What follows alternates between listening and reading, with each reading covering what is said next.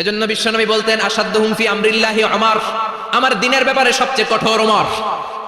বিশ্বনবী বলতেন আমার পরে কোনো নবী নাই, কোনো রাসূল নাই, তবে আমার পরে যদি কেউ নবী হতো আমার ওমর নবী হয়ে যেত।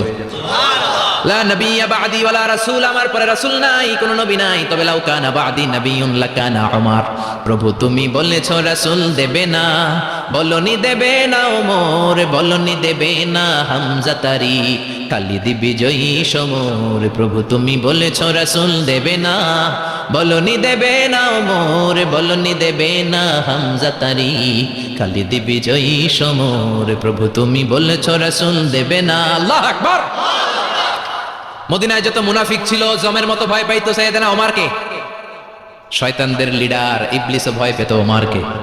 বিশ্বনবী বলেন ওয়াল্লাযী নাফসি বিয়াদিহি, ওমর ওই সত্তার কসম যেই সত্তার হাতে আমার আত্মা, মা লাকিয়াকা শাইতানু সালিকান ফাজ্জান ইল্লা সালাকা ফাজ্জান গায়রা ফাজ্জিক।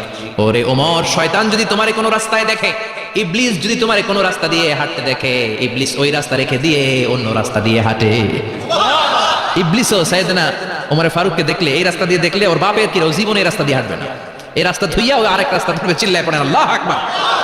কাফেররা ভয় পেত, মুনাফিকরা ভয় পেত, শয়তান ভয় পেত, এমনকি বিশ্বনবীর বিবিরাও ভয় পেত। সুবহানাল্লাহ পড়েন।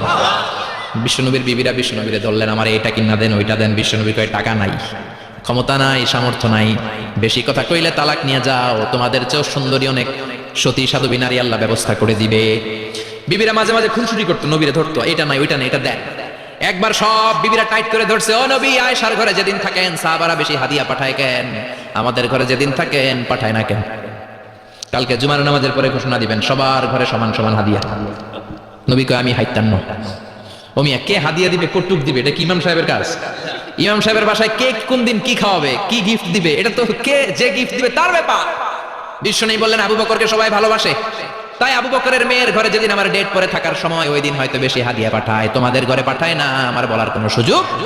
বিবিরা কয় না আপনারে বলতেই হবে। নবী কয় আমি পারবো না, বিবিরা কয় পারবেন।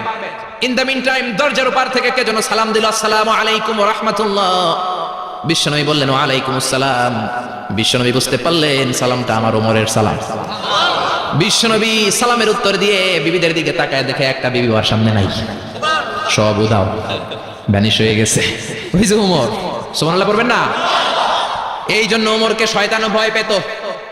আমাদের বাচ্চাদেরকে, আমার মেয়ে একটা মাত্র মেয়ে, খাইতে চায় না, শুধু আমার মেয়ে না, অধিকাংশ বাচ্চাদের এই অবস্থা। ওরা আম্মু দিক দিয়ে খাওয়ায়, আবার দৌড় দেয়, আবার আমি খাওয়াই, আবার কান্নাকাটি করে, বলে গল্প শোনাও, তাইলে খাবো।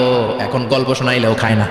বর্তমান সময়ের ছেলে মেয়েগুলো এরকম, এত জ্বালাতন করে, খেতে চায় না তো বলতে হয় বাঘ আসবে বাঘ, সিংহ আসবে সিংহ, সিংহ মামা আসবে, ঘুমাও ঘুমাও, এগুলো আমরা বলি না? বড় দোষী তো আপনারা কি বলেন? বাচ্চা যদি না ঘুমায় না খাইতে চায় এগুলোই তো বলে। বাঘ আসবে, বিড়াল আসবে। মদিনাতে ওমরে ফারুক যখন খলিফা, মদিনার কোনো বাচ্চারা যদি না খেতে চাইতো, না ঘুমাইতে চাইতো, মদিনার মায়েরা বলতো তাড়াতাড়ি ঘুমাও, ওই যে ওমর আসতেছে ওমর। আল্লাহু আকবার। কি শাসক ছিলেন সাইয়েদনা ওমর! সবাই সমান, উনার বিধান উনার রীতি সবার জন্য সমান। মদ খাওয়ার অপরাধে নিজের কলিজার টুকরা ছেলে আবু শাহমাকে 80টা বেত মেরেছে। হাদিসটা দাঈফ, তবে শিক্ষা আছে আমাদের জন্য। 80টা বেত মেরেছে। এক রাওয়ায়াতে পাওয়া যায় বেত মেরে ছেলেটাকে আহত করে ফেলেছে, আর এক রাওয়ায়াতে পাওয়া যায় পিটাতে পিটাতে ছেলেটাকে দুনিয়া থেকে শেষ করে ফেলেছে।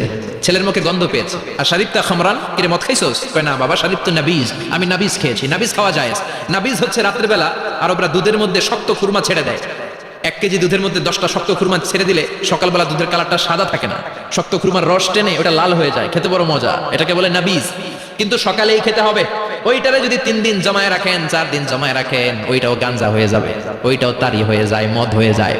সাইয়েদনা ওমরের ছেলে এই কাজ করেছেন, একটু তারির স্বাদ নেওয়ার জন্য 4 দিন রেখে দিয়েছে। সাইয়েদনা ওমর বললেন কি খাইছস? কয় মদ খাই নাই। নাবিজ খাইছস? এদিকে আয়, ইফতাহ ফামাক, মুখ খোল। হা করার পরে মুখের সামনে নাক নিয়ে গন্ধ দেখে, মদের গন্ধ, কলারটা ধরে মসজিদে নববীতে নিয়েছেন। ইন দা মিন টাইম মসজিদে নববীতে জোহরের নামাজ হয়।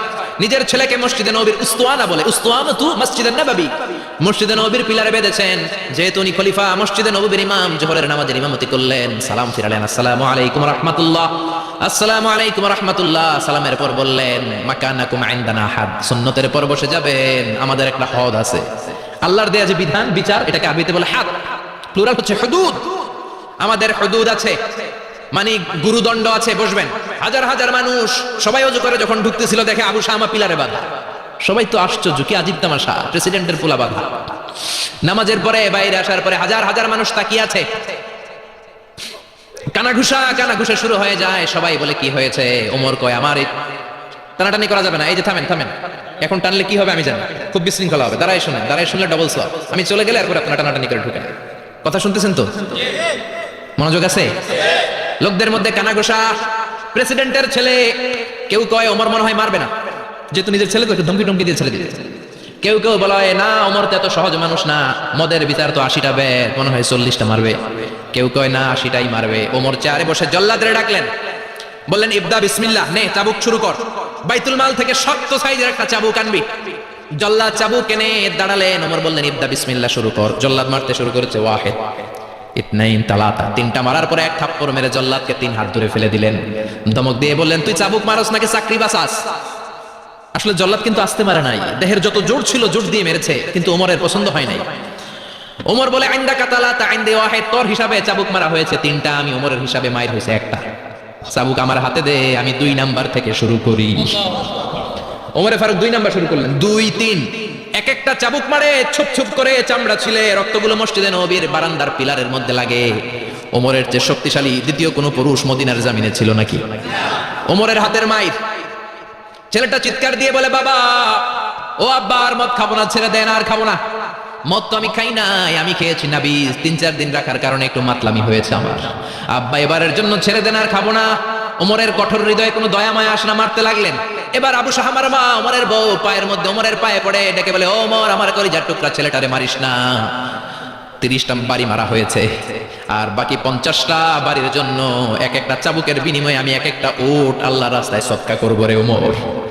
সাইয়েদনা ওমর বলে এর নিয়ে যাও। আবু শাহামার মা উট দিয়ে আল্লাহর জাইন, চাবুকের বাড়ি থেকে একটা বাড়িও কমানো যাবে না, 80টা বাড়ি দেয়া পর্যন্ত পৃথিবীর কোন শক্তি আবু শাহামারে আমার হাত থেকে ছুটাতে পারবে না। আবু শাহামার মা কাঁদতে লাগলো।